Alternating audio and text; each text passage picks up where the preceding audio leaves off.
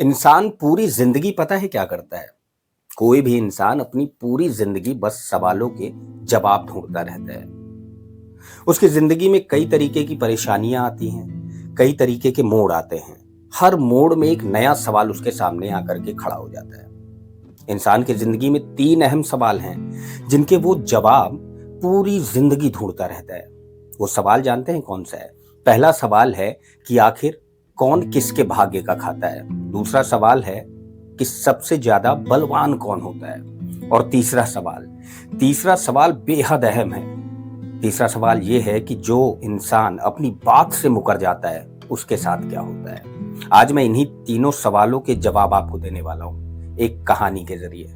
ये कहानी बहुत ध्यान से सुनिएगा, क्योंकि ये कहानी ऐसी है ना, जो आपके जिंदगी को एक नया मोड़ तो देगी ही, साथ ही साथ आपके मस्तिष्क, आपके दिल, आपके जहन को जरूर से जरूर परिवर्तित कर देगी और आपको जिंदगी में एक नया रास्ता दे देगी। दरअसल बहुत समय पहले की बात है। एक घना जंगल था, उसमें एक बरगद का पेड़ था। उस बरगद के पेड़ के नीचे एक विशैला नाग रहा करता था। भाई वो नाग अपने बिल से जल्दी बाहर नहीं निकलता था, क्योंकि उसके पास में जो एक पेड़ था उसमें एक बाज रहता था, और बाज की नजर हमेशा उस सांप पर गड़ी रहती थी। जैसे ही थोड़ा सा निकलने की कोशिश करे, वो भाई बाज उस पर झपट्टा मार दे। नाग जो है ना, कई दिनों तक, कई महीनों तक अपने बिल से बाहर नहीं निकल पा रहा था, भूखा मर रहा था। लेकिन बाज ये जानता था कि यहाँ पास में जो है ना एक राजा रहते हैं। अगर उस राजा को ये बात पता चल जाए कि एक नाग जो है ना एक बिल में छिपा बैठा है और वो कई दिनों से भूखा है, तो वो जरूर मदद कर देंगे। लेकिन भाई सांप के पास ये समस्या थी कि ये बात उसकी पहुंचाए कौन। भाई अब वो बरगद के नीचे जो है ना, वहीं अपने बिल से रोज आवाज लगाया करे कि भाई विक्रमादित्य महाराज को मेरी ये बात पहुंचा दीजिए। जो कोई वहां से निकले, बस कुछ सुने आवाज की कहीं से आवाज आ रही है, लेकिन वो समझ नहीं पाए कि आवाज कहां से आ रही है। ऐसे ही कई दिन बीतते गए। राहगीर वहां से गुजरते, वो नाग चिल्लाता, महाराज विक्रमादित्य को कोई बुला दीजिए, मेरी बात वहां तक पहुंचा दीजिए। एक दिन क्या हुआ, अचानक विक्रमादित्य महाराज भी वहां से गुजर रहे थे। अब उनके कानों तक ये आवाज गई कि कोई मेरी बात महाराज विक्रमादित्य तक पहुंचा दीजिए। विक्रमादित्य का तो आप सबने नाम सुना होगा, वो उज्जैन के जो है ना सम्राट थे। अब जब वो वहां से गुजरे तो उन्होंने भी ये आवाज सुनी। भाई वो समझ गए कि कोई बिल से आवाज आ रही है। वो बिल के पास पहुंचे। उन्होंने कहा कि कौन यहाँ, विक्रमादित्य को आवाज कौन लगा रहा है। वहां से एक धीरे से सांप ने अपनी गर्दन निकाली, अपना मुंह बाहर निकाला और बोला कि ये मैं हूँ। मैं बहुत दिनों से यहाँ से बाहर नहीं निकल पा रहा हूँ। यहाँ पास में एक बाज बैठा रहता है और जैसे ही मैं निकलता हूँ ना, वो मुझ पर झपट्टा मार देता है। मुझे यहाँ से निकाल करके किसी दूसरे जंगल में छोड़ आइए। मैं कई बार कोशिश कर चुका हूँ, लेकिन मैं यहाँ से निकल नहीं पा रहा हूँ। भाई विक्रमादित्य जी ने उसे बाहर निकाला। बाहर निकालने के बाद बोले कि चलो मैं तुमको छोड़ आता हूँ, मेरे झोले में आओ, इसमें बैठ जाओ, मैं तुमको कहीं छोड़ आता हूँ।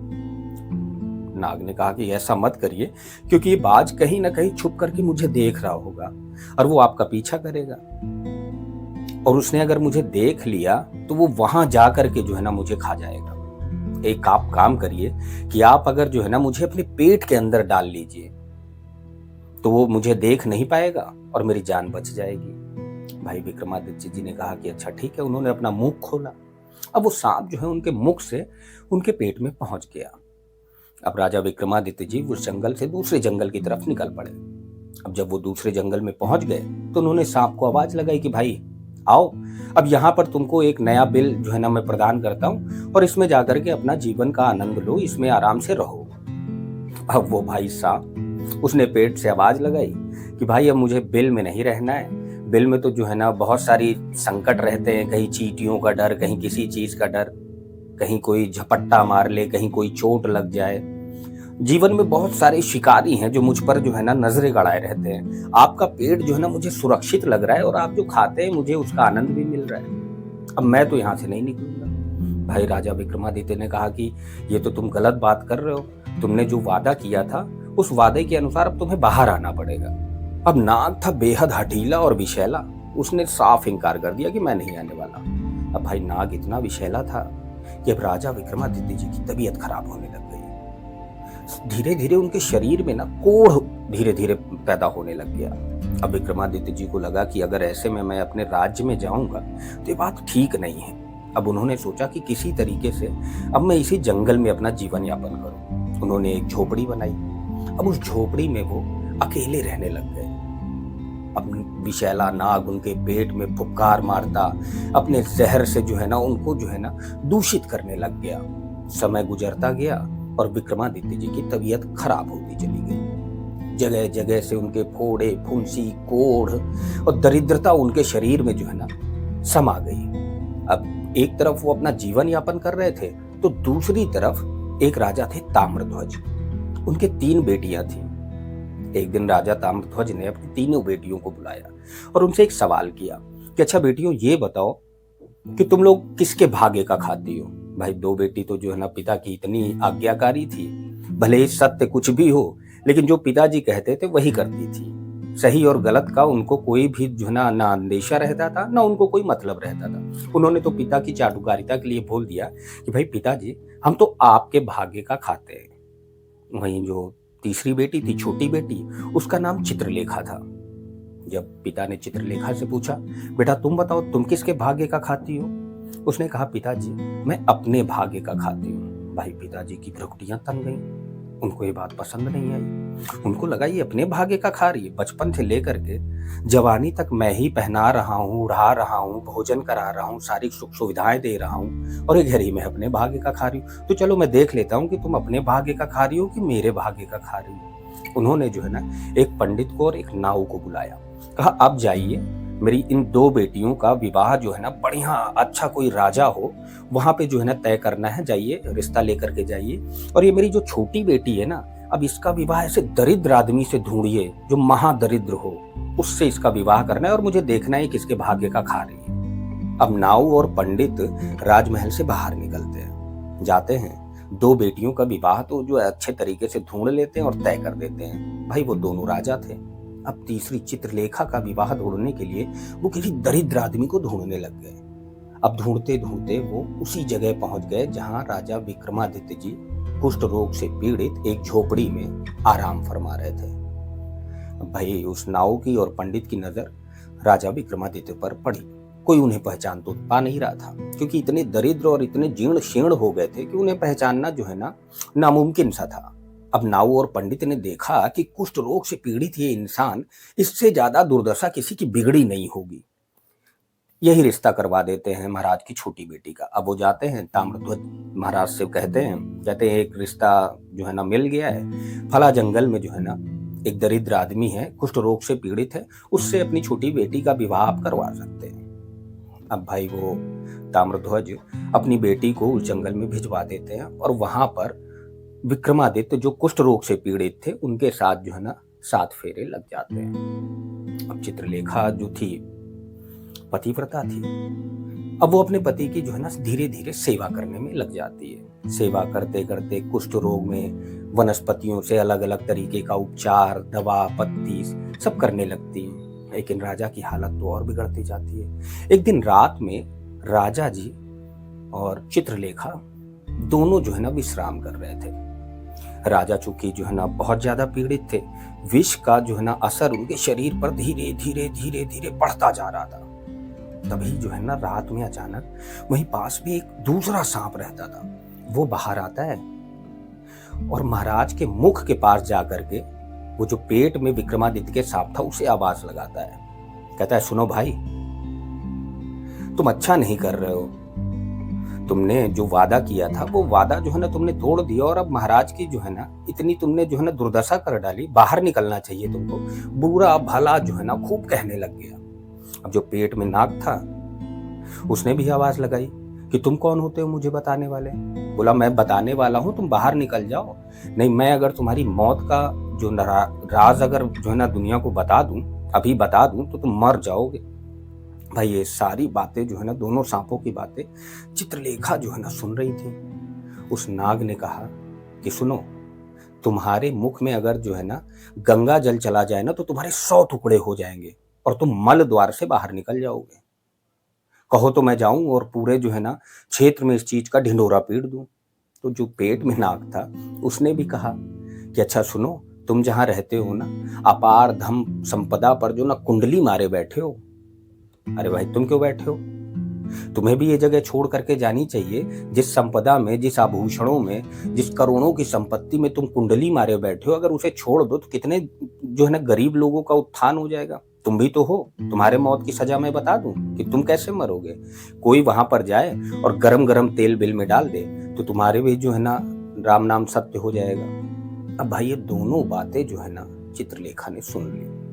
अब सांप वहां से चला गया। अब अगले दिन चित्रलेखा वहां से गई और एक ऋषि मुनि का उन्होंने एक कुटिया ढूंढी। वहां पे कुटिया में गई, महात्मा जी से कहीं कि मुझे जो है ना थोड़ा सा गंगा जल चाहिए। महात्मा जी ने चित्रलेखा को एक गिलास जो है ना गंगा जल दिया। बोले ये लो बेटा। बोले क्या करना है इसका? बोले कुछ नहीं, गंगा जल से थोड़ा सा उपचार करना था। मेरे पति जो है ना उनकी हालत खराब है, इस वजह से गंगा जल चाहिए था। अब वो गंगा जल लेकर के जाती हैं और राजा विक्रमादित्य को कहती हैं कि ये लीजिए, ये काढ़ा है, इसे पी लीजिए, काफी आपको आराम मिलेगा। अब राजा जैसे ही वो गंगा जल जो है ना ग्रहण करते हैं तो गंगा जल धीरे धीरे पेट में पहुंचता है। उस नाग के 100 टुकड़े हो जाते हैं और अगले ही दिन वो मल द्वार से बाहर निकल जाता है। राजा जी की तबीयत ठीक हो जाती है। उधर दूसरी तरफ दूसरा नाग जो धन संपदा में कुंडली मारे बैठा हुआ था, उसके लिए भी उपचार किया जाता है। अब चित्रलेखा जो पूरी बात बताते हैं विक्रमादित्य को कि क्या हुआ था, कैसे हुआ था।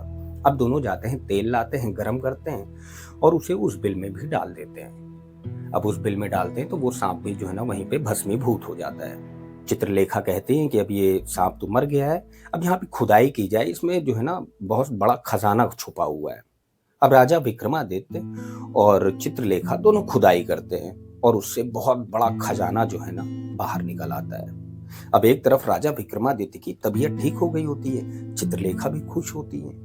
अब चित्रलेखा से राजा विक्रमादित्य जी कहते हैं कि चलो अब हम अपने उज्जैन लौट जाते हैं, इस धन संपदा को गरीब लोगों में बांट देंगे।